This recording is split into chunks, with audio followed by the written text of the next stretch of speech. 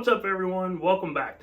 Tonight we're going to do something productive on my race truck, the Fossil. I know that quite a few of you guys have been wanting to know some updates on the truck, and up until recently I really haven't worked on it too much. Been focusing on working here in the shop. But last weekend I got a free minute to get the transmission here ripped out of it. Didn't film any of that. You guys have already seen me pull the transmission out before. That would just be boring. But what we are going to do tonight is you and I are going to tear this transmission down and see how it's been holding up. I went back and looked, and the last time I had the transmission out of the truck was June of 2022. But the clutches, bands, everything in the transmission is original to when I built it back in June of 21 when I first started racing the truck. So it's got quite a few passes on it now. We got some stuff that we are going to be coming out with that we've been working with Garen with. So we're going to be converting this transmission over. A hint that I'll give you guys is that we're going lockup in this transmission. I've been waiting a long time to do that, and the right things are in place to finally make the move to lockup. And with the new engine power plant, I think we're going to need it. So tonight we're going to tear this down. I want to do it live together so I can show you guys really transparently how the transmission's holding up and see what it looks like after 2 seasons worth of abuse with it. So before I tore this thing down, I really wanted to get an actual weight on it, since this one has got all the lightweight stuff in it, the gear sets and the aluminum drum. I wanted to see how this compares to a Turbo 400. So the Turbo 400s that I build are the 2-speed, and they're about the lightest 400 that's out there. They got an aluminum drum, they have a lightweight chromoly front drum, and because it's a stock case stuff is quite a bit lighter. So I know that the 4748 is going to be at least about 40 pounds heavier than a 400 right off the bat, because the overdrive section is 47 pounds, and obviously a Turbo 400 is a 3-speed, so just the overdrive gear set is going to be a difference maker. And like I said, my 400s are 120 pounds basically, all said and done. This one still has a little bit of fluid left in it, so it might be a couple pounds high, but this should be a really good indication of like where the current lightest 48 stacks up to a lightweight Turbo 400. So 172 pounds. So there's probably 2 pounds of fluid in this. Call it a solid 50 pounds heavier than the 400. And that's exactly what I was expecting because of the overdrive section being 47 pounds. I was expecting this to be right around that. So that's some pretty cool info, because 4748 is actually the same weight as a 400, but the added weight comes just from the overdrive section, which is really important because unless you're at a point in your diesel racing where you can spend a bunch of money on 9-inch front and rear axles and an SCS transfer case where you can play with ratios, then the 48 is really a little bit more bang for your buck in this sense. So if you guys are fans of my rebuild kit series, then you know that the way I like to tear a 4748 down is I like to start by taking the overdrive section off first, but you don't really have to do it this way. You can really start attacking it from however you want. You can pull the pan first if you'd like. You can pull the front pump first if you like. Everybody has a different way of doing it. I just like taking the overdrive section off first.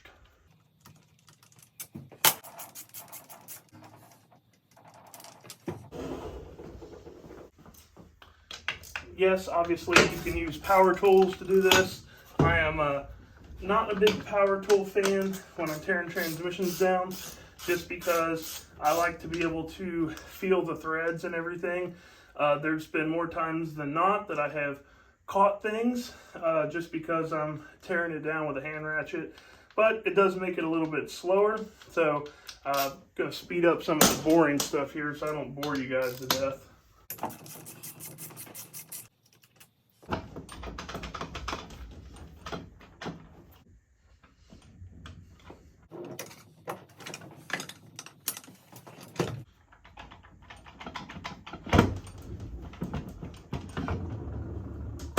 So I don't really have any expectations of what I'm going to find here. I kind of expect to see some clutch wear just because of how many passes that we've had on this. These things don't last forever. I haven't been hard on this transmission. I actually take very good care of it, but obviously you guys see that it gets used. It gets four-wheel drive burnouts, so it definitely gets used like a transmission. So it'll be interesting to see what this thing looks like, how it's been holding up.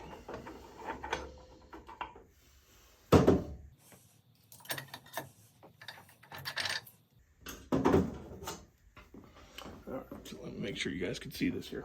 All right, so far, overdrive, the first steel looks good.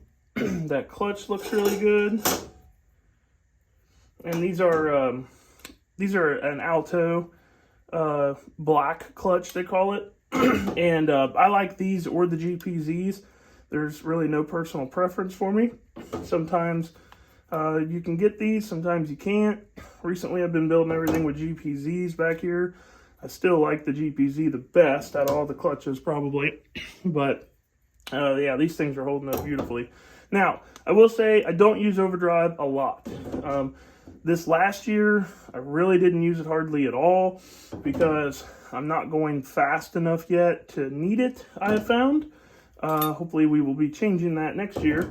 But these overdrive clutches look, to be honest, about as what I expected them to look like. These are nice and happy. So we shall continue on with tearing the main case down now. The way I have to orientate my front fitting here to make it work in the chassis, it's always right in the way of the second gear adjuster, so that's always fun. And if you guys are interested, these are Jiffy Tight quick disconnect fittings. If you guys have a race transmission, these are awesome. They save you so much time when you want or need to pull this thing out.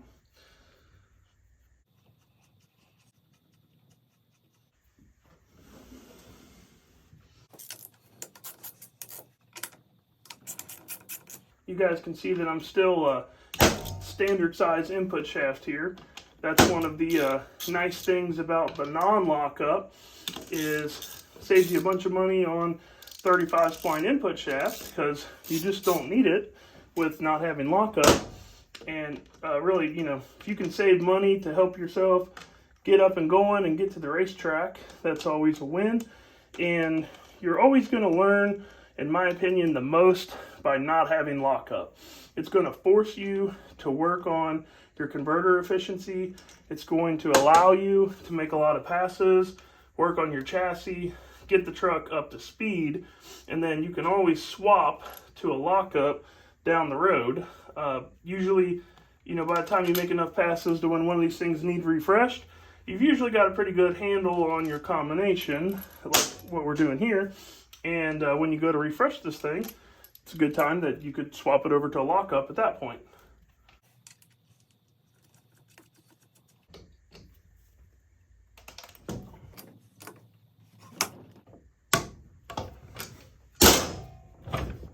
Now, if your method of doing this is taking the pan off first and pulling the valve body out, then you can actually just take a pry bar and you can just pry it between the sun shell and you pop the front pump out that way. But because I like to go into the front, the easiest way to do it is put those two overdrive housing bolts in the pump, thread them in there a little bit, get you a pair of channel locks like that. Just put your arm on there and pop it. Pop it. Sometimes they're a little bit of a pain and stiff, but that's the way I like to do it. You can tell this gasket's been in here for a while with how it wants to stick to the case like that. Clean that off at the end when we get everything out.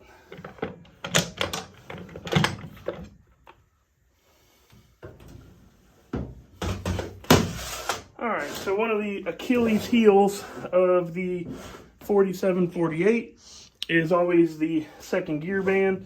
When I do this aluminum drum combo, we're not just doing this for weight. We're doing this because we can do some things different with the return springs to speed up the trans brake release. And this also allows us to use this special rigid band, with this Alto material that's on it, and that really improves the second gear band life. So let's see how our second gear band's looking. That thing, I'll make sure you can see it on camera. It's looking beautiful.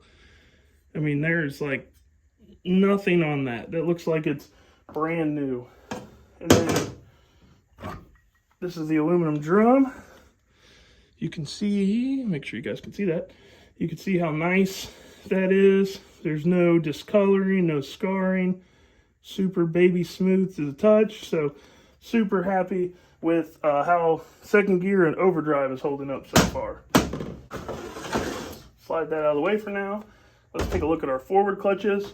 Your forward clutches should never be bad. So if I see something ugly here, I'm going to be kind of surprised. As long as you have good line pressure, you should never really be hurting these. The other thing you have to watch too is your Belleville spring. If it gets old, especially the higher pressure stuff like what we run, if it starts to get a bunch of play in here, then that's more travel that the piston has to move. It's harder on the Belleville spring, harder on the seals of the piston, because if you let this thing travel out too far, it can get cocked and blow a seal. But just that little bit of play, nothing to be concerned about. So we're good on the Belleville spring there. Alright, so let's take a look at our forward clutches. Always run GPZs and everything in the front here. That first clutch is beautiful. That steel's beautiful. You can see that little bit of the choline wore off on that. That's super normal because in reverse, these have to release. So you're going to have a little bit of drag when you're in reverse. But these forward clutches are looking beautiful.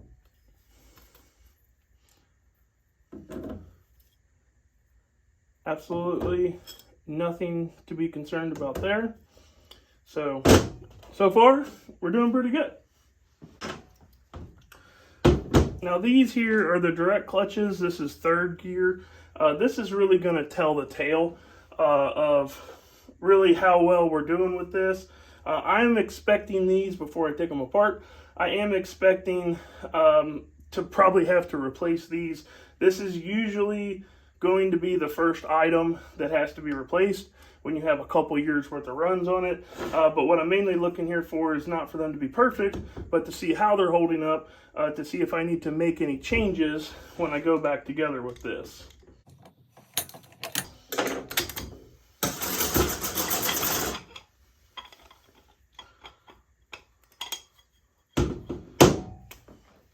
Always start from the bottom here. The bottom is going to be the least affected usually, if I can get them apart. Usually all the heat's going to be concentrated at the top. First steel looks good. You can see we have some erosion there. Oh, this, let me check that out for you guys. See that clutch? That clutch is barely hanging on that input shaft here at the bottom. This is something that you have to watch with these standard size input shafts with the hubs. If they're not a Smart Tech or a 35 spline hub, this first clutch can barely ride on there. And as you see, that is what we were experiencing. So this thing probably had about, to be honest with you, about 5 thousandths too much clearance for this particular hub. But because this is the clearance that I needed to run to make everything happy, that is the result of that. So the good thing is we're switching to a 35 spline input because we're switching the lockup. So we're going to gain a lot more clutch height. So we're not going to have this problem again. So, but really this wasn't affecting the holding power. You can see it wasn't burning the clutch here. It was just when the clutch would apply and release, it was just enough to slip off of the end of here and tear it up. And this is why we test and we take things apart. I better put that back in the stack up. I always keep these stack ups together too, so I can further examine everything and see how it's living. So that second steel, looking pretty good. That second clutch, starting to get some heat in it there.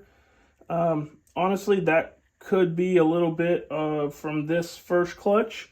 trying to come unsplined. Could be generating a little bit too much heat. You can see that same heat in the direct there. And then as we get closer to the top, I would expect these to continue to start getting a little bit worse. So a little bit of direct clutch heat in that, a little bit of slip there. You can see that steel, when you get it down to the bare metal, that's usually a good indication that that one definitely got hot. This one is honestly probably better than what the other one is. Just a little bit of heat on the edges, just a little bit of discoloring in the steel here. So you'll see that we do a double-sided steel as we get closer to the top. That's because the closer we get to the top, the more that we need to protect this thing against heat. And then this top clutch, it actually wasn't holding up too bad. So definitely a little bit of heat in them. Definitely time to replace these. You can see that heat transferred into this reaction plate here a little bit. So these definitely needed to be replaced. I expected them to, but what I did not expect was I did not expect that clutch to be trying to slip off of the input shaft here like that.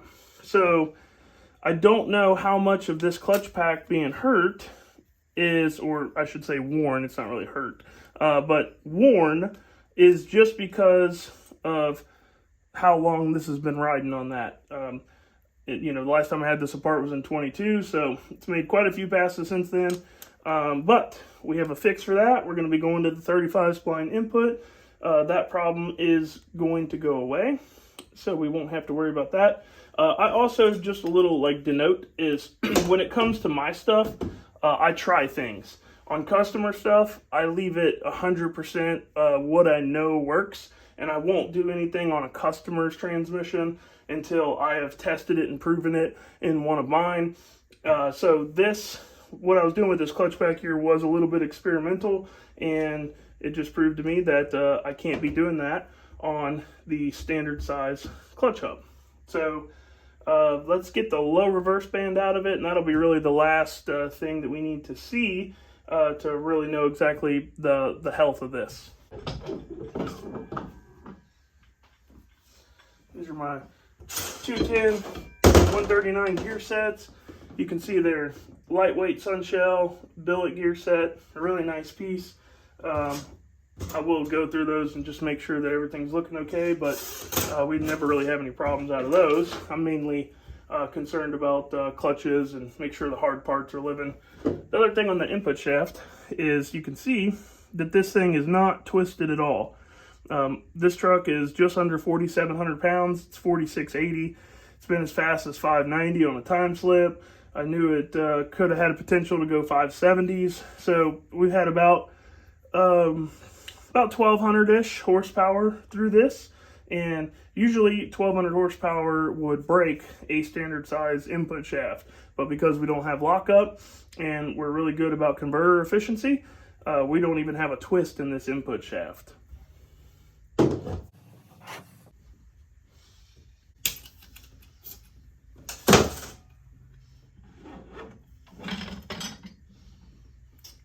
Our low reverse drum looks nice and healthy. The inside sleeve there that rides in the overdrive piston support looking good. So that tells me that we're getting good lube back there. We're not having an issue with that. And then this band is looking just fine. I'll make sure you guys can see that. So really the low reverse band should always look fine.